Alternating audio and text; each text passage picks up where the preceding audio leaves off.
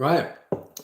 Good afternoon, ladies and gents, because believe it or not, I actually do have some female viewers as well, which is brilliant that you get to see and hear insights into the kind of coaching that men get and especially need when they want to get better with you. And you know what? In fact, I'm just having my afternoon tea. It's a little bit early actually, but I thought, why not? I'm going to combine making a video, having a tea at the same time, and it'd be just wonderful that way. So do forgive me if I'm sort of snacking and eating at the same time, or snacking and drinking at the same time. And I'm also going to just change the format a little bit. I've kind of decided as much as I like improving with live streams, I think I do better if I actually write stuff down, and then I can be a bit more specific on what I want to talk about. And this particular live stream was essentially inspired from a conversation just recently. So I'm going to be working with a client next week. We're going to go out, we're going to do some filming together on the streets of London for a few hours. And I'm going to then be able to not just film his approaches, which will then be passed on to Christian, because Christian and I are collaborating together on this. But I'm also going to be able to give him feedback during the session. And as time goes on, he should remotely get better and better. And we had a group conversation on Zoom only 2 days ago. And the guy, I'll keep him anonymous, the guy had said some things during the call, which actually got me thinking about a really great topic that maybe other guys are struggling with as well. And that is, what is something that guys certainly lack when they're first getting into the habit of cold approaching, that does make cold approaching or just doing day game or pickup in general so much harder than it needs to be. And the first thing that literally came to mind for me was conviction. That when guys go out, when they're going to practice and talk to people, they don't necessarily have that conviction in doing so, mostly because they lack the experience in doing it. So what do I mean by conviction? What does it mean to actually have conviction with something? Well, it's that kind of stern mindset, that decision that you want something, that if you want it, you're going to go for it. Rather than there being any sort of hesitation or doubt within yourself of like, oh, do I want it? Am I sure if I want it or not? It's that stern decision of like, right, I'm going to go for it. So that's what I mean by conviction, that decision of if I want it, I'm going to go for it.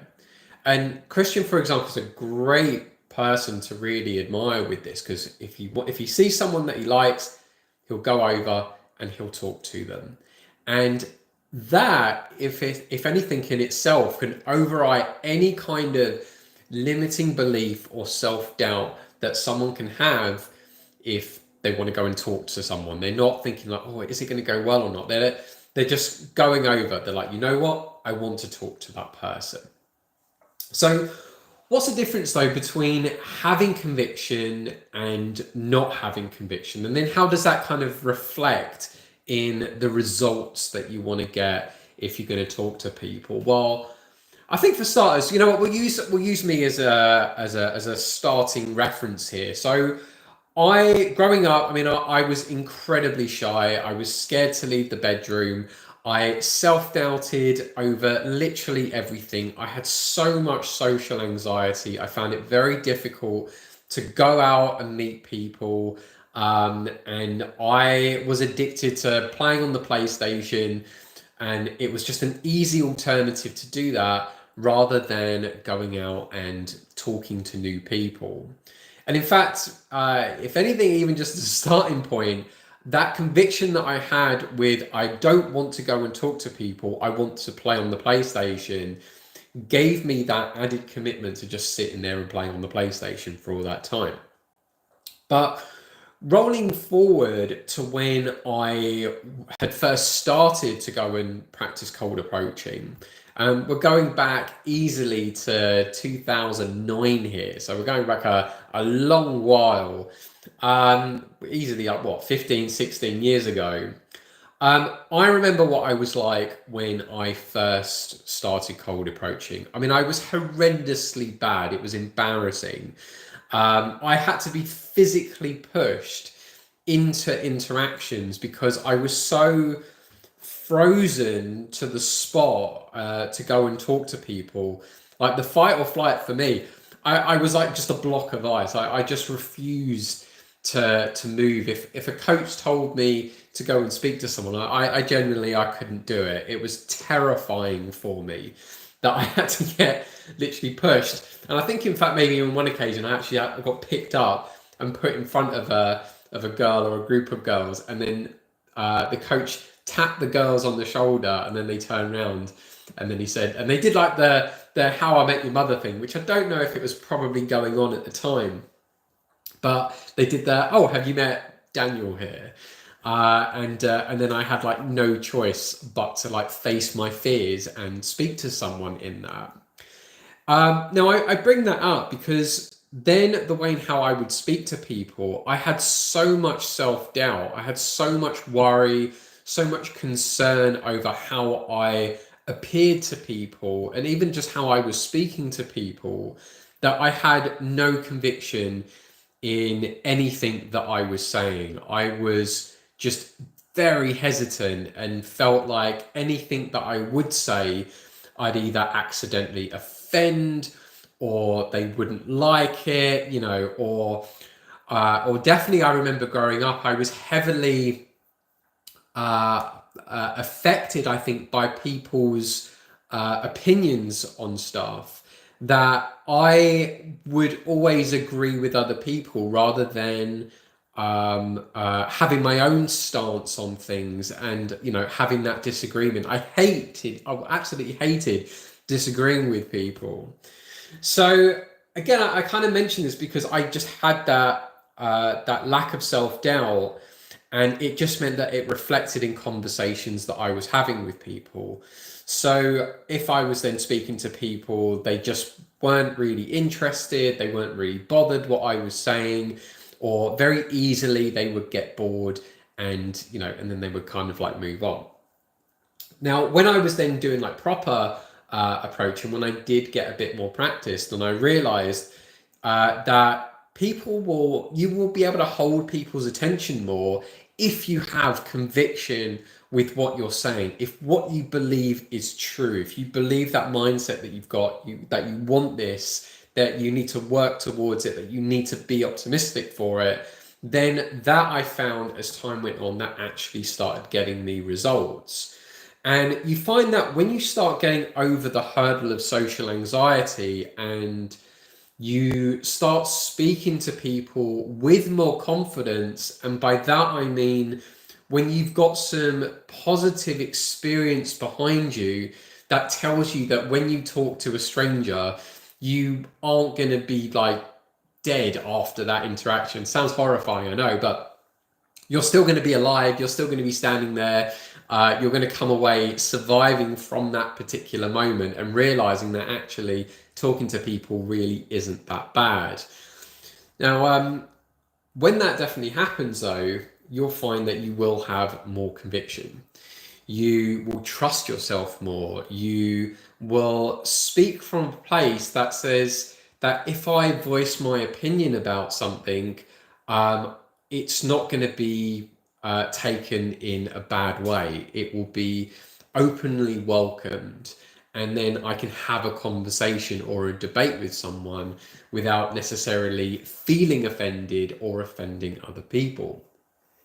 And I think when you do get to that kind of place of being able to talk with conviction, again, you will hold people's attention more. And especially when you're talking to women on the street, you'll find that they will just happily listen. That is really the main outcome, that they will be happy to listen and they will be open to having a conversation with you.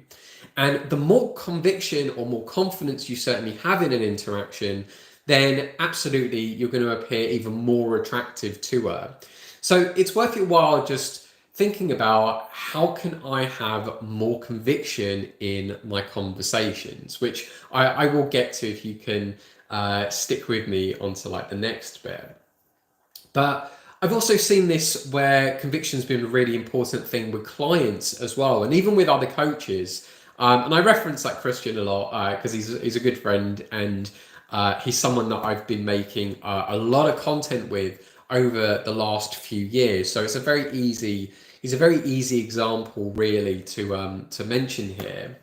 But definitely, even with just your normal average guy, when they go out, they're practicing talking to people, or maybe it's like their first time to go out and cold approach, then they have the concerns of like, how are they going to react? How are other people going to react?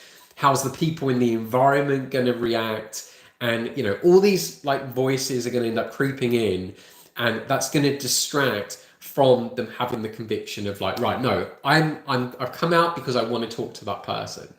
And so, you know, instead they'll just get in their head and think about all of these other things. So yeah, it can be a very disconcerting thing for people. And of course, if you let those inner voices take over, then it's very difficult to work on your social anxiety, because you're going to be thinking more externally about what's going on around you rather than internally, and giving yourself that morale boost or that optimistic self-confidence that will make it that bit easier to go and talk to people.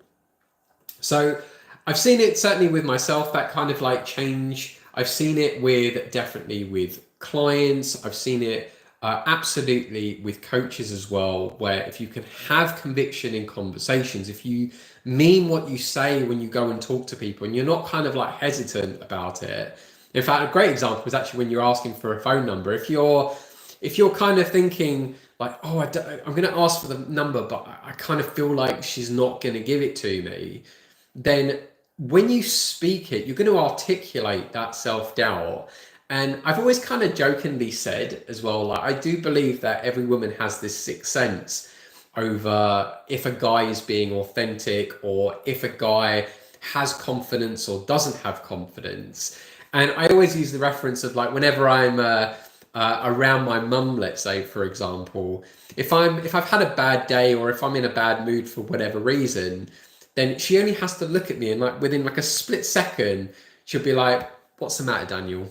What's happened? I know something's wrong." And I'll be like, "Nothing's happened," you know, in like a really like moody kind of way, as most people would.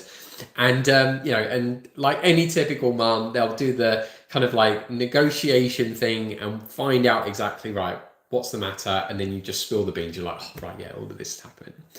And same thing happens, I think, with every woman that you meet, whether it be someone that you've known for a while or someone brand new.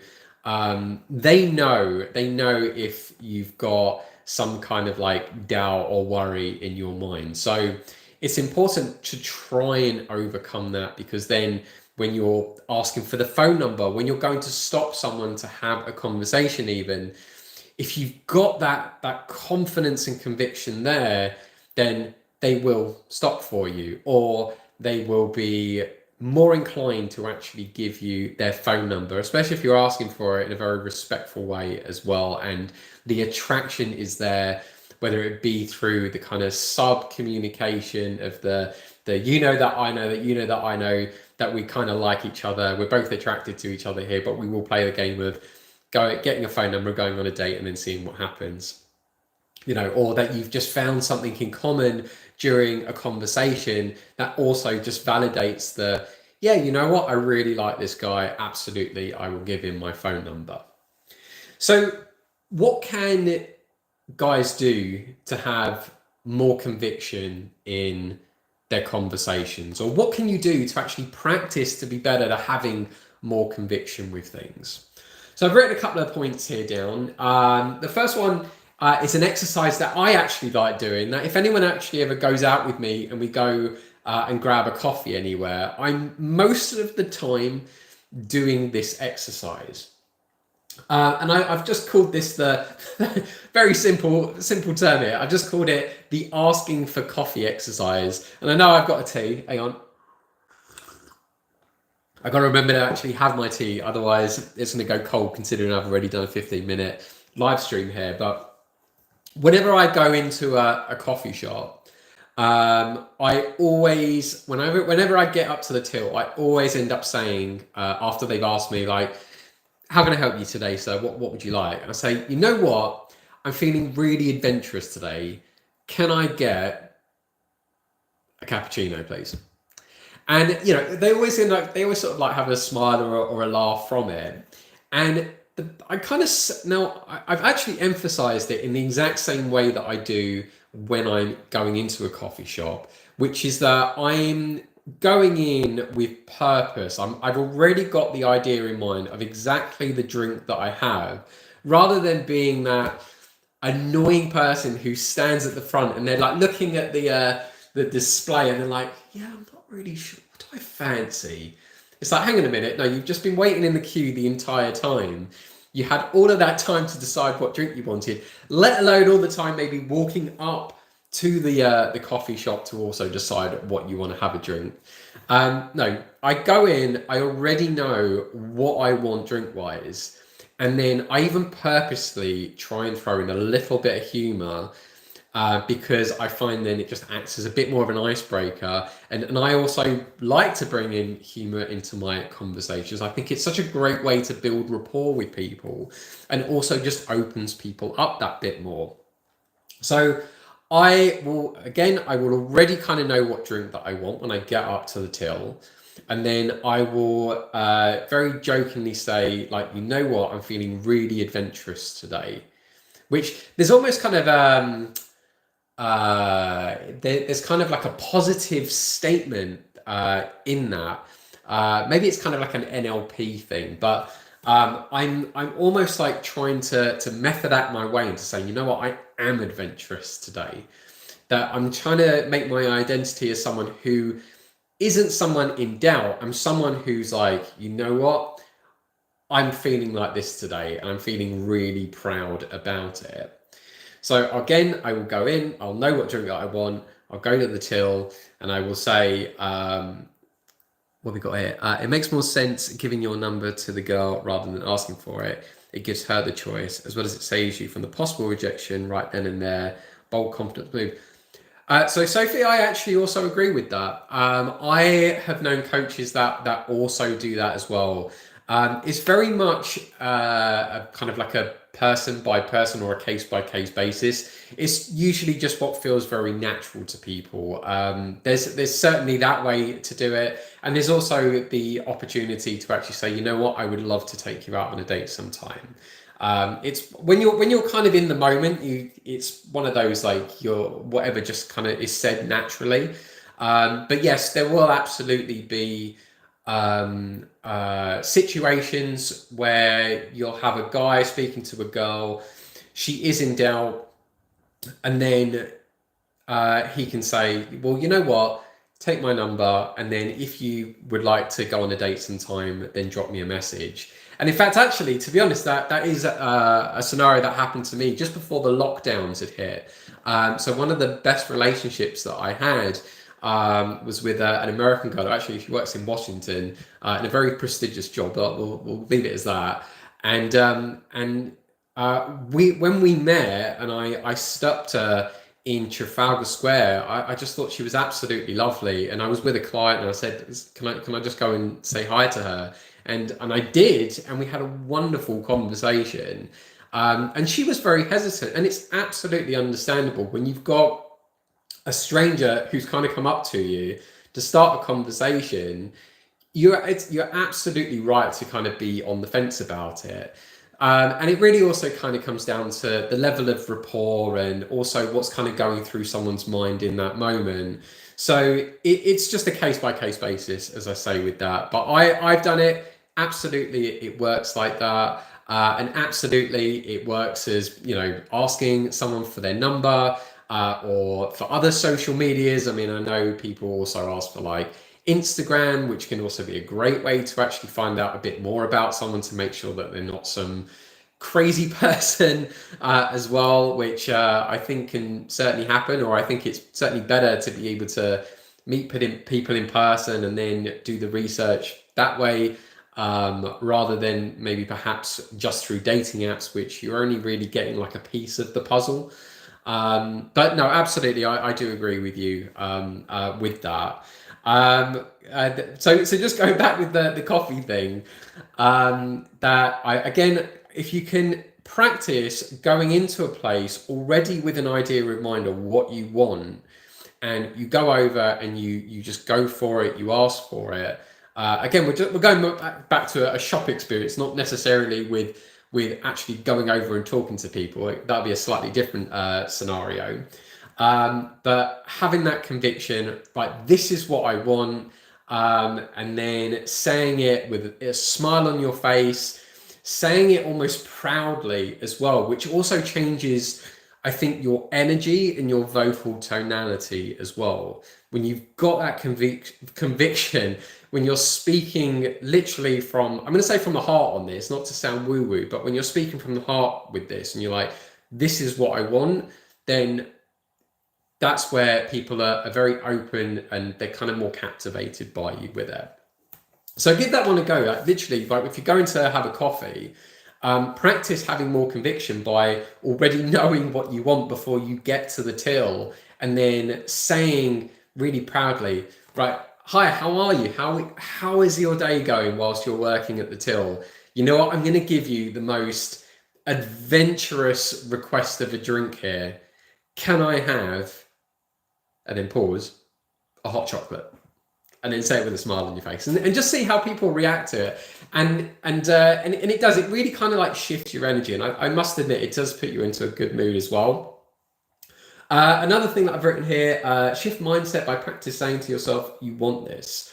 So guys, when, again, so this is going to be more for my male audience here, but for guys who are just practicing their social skills, when you're coming out of the house for the first time and you're talking to people, you got to remember you're out for a reason to talk to people. If you have that doubt, or if you constantly rely on that doubt, it's going to make it so much harder. So instead, I want you to try and method act your way into being more optimistic and positive here by saying to yourself, I want to talk to people. I really want to talk to people. Talking to people is great. So I can't think of what the word is off the top of my head, for that kind of phrasing. It's such a popular term as well. I can't think for the life of me what it is. But if you can just keep giving yourself more positive, what's the word? More positive. It's not positive mindset. There's a word for it. I can't think. It's going to drive me mad. I'll probably have to think about it. But if you can just think more positive and keep giving yourself these more optimistic thoughts, you can actually trick your body into being more confident. Now, there is actually an experiment where, I can't think of the scientist. I will have to try and do a video on it, but there is an experiment that was done that showed that there is a fine line between anxiety and excitement. And that whenever you're feeling really anxious, instead of kind of leaning into that anxiety, instead actually say to yourself, I'm really excited about this. And you'll find that you'll actually kind of tip the scale to the other side, and you will instead start feeling really like happy and of course excited about wanting to do something. And in fact, it might even encourage you to actually move towards it rather than away from it. So you can kind of almost tweak how your fight or flight response can react to a certain situation. So tricking your body by actively saying to yourself, that you can do this. I want to talk to people. You want to talk to people. Then you can sort of start somewhat encouraging yourself to actually be more open to doing it. And you will find, I mean, definitely the first few interactions that you have, it will be a challenge, and embrace that. It's absolutely okay for your first ever social conversations with people to go horribly wrong or not be great and so on. But don't just be like, oh, well, okay, well, if it's going to go horribly wrong or whatever. No, you've got to be optimistic about it. Be like, you know what? If it goes wrong, that's fine. It will make for a really funny story. But you know what? I am going to give it my very best and see what happens. Whether that be for dating, whether that even be for socializing, it doesn't really matter. But just having, again, the ability to want to actually have a good conversation with people, that's the thing that you really want to kind of consider here. Practice making faster decisions. Now, this is one that I think everyone struggles with. Even myself, I'm going to, hand up, guilty as charged here. It's very easy to find yourself in a circumstance and be like, oh, actually, what do I want? What do I fancy? If you can learn or even just practice to make decisions faster by perhaps either when you find yourself in a situation that you have to make a decision for, just make a decision. Try not to rationalize it, or if you really need to try and rationalize it, if you're with someone, then try and talk to them out loud about it and see if you can kind of make a decision faster that way. But most of the time, like if guys are going to be going out and practicing talking to people, or if anyone's going to go out and practice talking to people, then try and make that decision faster. If you see someone that you're interested in speaking to or you're attracted to, try and set yourself, maybe almost gamify it, maybe try and set yourself a time limit of how quickly you need to make that decision to go over and speak to someone, and then actively going over to speak to them. So back in the day, I mean, we're talking about like the whole pickup thing here now. Back in the day, they had this idea or concept of the 3-second rule. Now, the reason why they had that was for basically just encouraging you to not let you get in your head and start letting those inner voices or self-doubts creep in. It was like, no, if you see someone, just go over, speak to them, get the ball rolling. And as soon as you're in that situation, you've got to react with that. So if you can practice working on making faster decisions, whether it's in the moment or maybe even before you're going to go somewhere, be like, right, when I go somewhere, I need to do X, Y, and Z. Or I need to make the decision of doing this or this. Or if I'm going to a bar, what drinks do I want? Well, you know what? I really like this drink, this drink, this drink. Or am I going to be adventurous? And then that also leads, if you are going on a date maybe with someone, then it opens up more opportunities for more conversations that you can have conviction with. You could say to your date, you know what? I'm feeling really adventurous today. What do you recommend for me? You can say that without the doubt of like, oh, I really don't know what I want. You can say quite confidently, you know what? I'm not sure what I want. I'd love for you to pick for me. Or, you know what? I want an espresso martini. That, whenever I go somewhere, that is always the drink that I like to go for. Whatever kind of decision really that you make, it's again making sure that you are 100% behind that decision. And that is something that I think can be very attractive for people, for both men and for women as well. So, and then the last one that I've got here is upping your energy towards taking action and being more optimistic about it, which, to be fair, I think I've kind of mentioned already.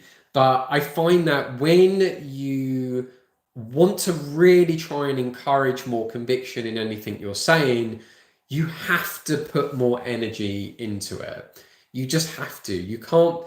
I find if you shift your energy, I actually kind of like moving around a little bit, and I'm someone who likes to speak with their hands as well. And when I'm gesturing a lot, I find that helps me to have more conviction, and I notice it even in my vocal tonality. Like my voice kind of goes up, not up like hi sort of thing, but I find what's the word? Projecting. That's the word. I find that I'm actually projecting a lot better when I've got more conviction behind what I'm saying. So you have to, so consider then, maybe learning to gesture more with your hands.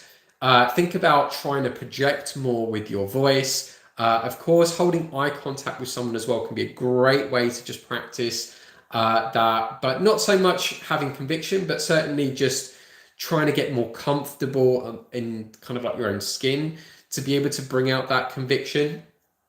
And I've sort of lost my train of thought with that as well, because that was a bit of a digression there with the eye contact thing.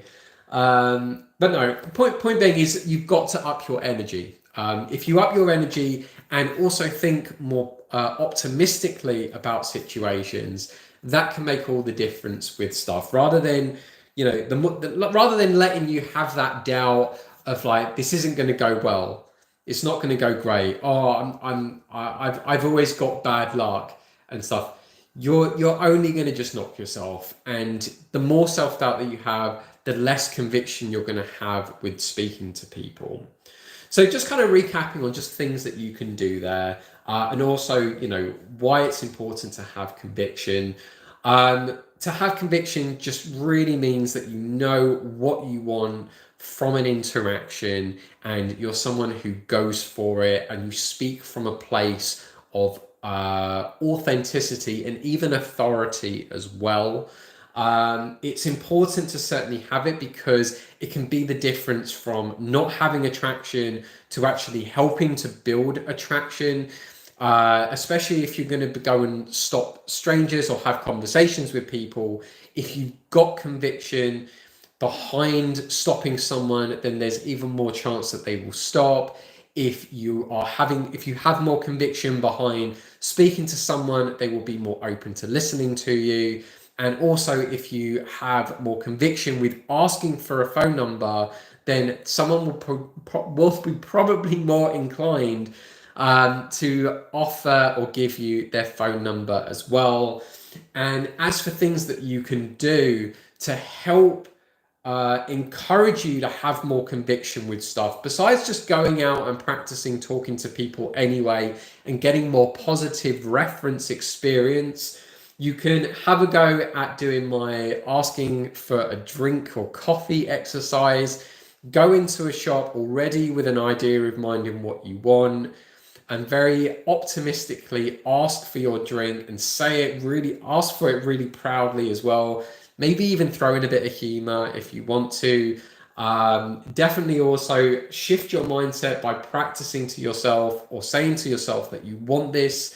Be more optimistic, be more positive, have a much more happier and optimistic life outlook of life, which can make all of the difference with your conviction, especially then when you go to practice to try and go for something that you want. Certainly practice making faster decisions, and also just even practice making decisions as well. So don't go to places and be uncertain of what you want. It doesn't look attractive. Instead, try and already pre-plan what you want. Or if you're going to go somewhere and you don't know what you want, openly say it with conviction. There's going to be a lot of this, but I've said conviction a hell of a lot in this video, but say it with confidence, say it proudly, like, you know what, I don't know what I want, can you recommend something for me? I don't know what I want, can you pick something for me? Or, you know what, if you don't know what you want and I don't know what I want, how about we randomly pick something for each other, and whoever wins the best here. Whatever you do, okay, but just make a very authoritative, I really hope that's the right word, decision on stuff, and that will certainly demonstrate more conviction and more confidence throughout it. And lastly as well, up your energy towards things. So try and see if when you make decisions about stuff, try and be like, you know what, I want this, I'm going to do this. Think more motivated and more motivational, and that can make all of the difference for you. And again, just think about being more optimistic, and hopefully that all of those things combined will help you to have more conviction when you're talking to people, and hopefully have some great interactions and even dates as well.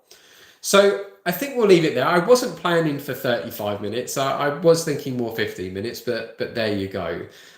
So I really hope that this video has been interesting for you, or this live stream. I'd love to hear your thoughts, certainly in the comments below. I try and do my very best to answer everyone's questions, as well as I really want my YouTube channel to be the hub of all things to help people with their anxiety and confidence in dating. So whether you need someone to hold you accountable to take action with your dating and lifestyle life, then that is something I can help with. Maybe you've got a lot of social anxiety. Maybe you've had some traumatic experiences in the past. Maybe you even have PTSD or so on. Things that maybe are holding you back from having that perfect dating life, or maybe even from finding a partner, then those are things definitely that I can offer services for if you have a look on my website. But otherwise, I do want this channel to be helping people. So I want to make content for people. If you've got ideas for things, do let me know. I'm all about trying to encourage people to meet in real life, to actually learn how to communicate better, and more so rather than through like mobile phones or through dating apps. I want people to connect. Otherwise, I think it's going to be a lost skill. And I also really want to try and remove the taboo of people going to dating coaches. I think it's heartbreaking really what like the media does in portraying this idea of that it's so bad for someone to go to a dating coach, whether it be men or women, although women are more, I hate to say it, they're more encouraged to go to coaches, whereas guys are certainly shamed, and it's very unfortunate really how that plays out. So I'm trying to do the best that I can to certainly make the changes necessary here, and hopefully with everyone's help, I can certainly do that. So if you can, please like the live stream. Please subscribe to my channel if you haven't already. Every like, comment, subscribe and stuff really makes a difference for me. It just allows me to grow and reach out to more people. And of course, I've been Dan, that dating anxiety guy. I'd love to hear from you. Thank you again. My battery is running low on my computer now, so I will certainly end it there. And thank you very much for watching.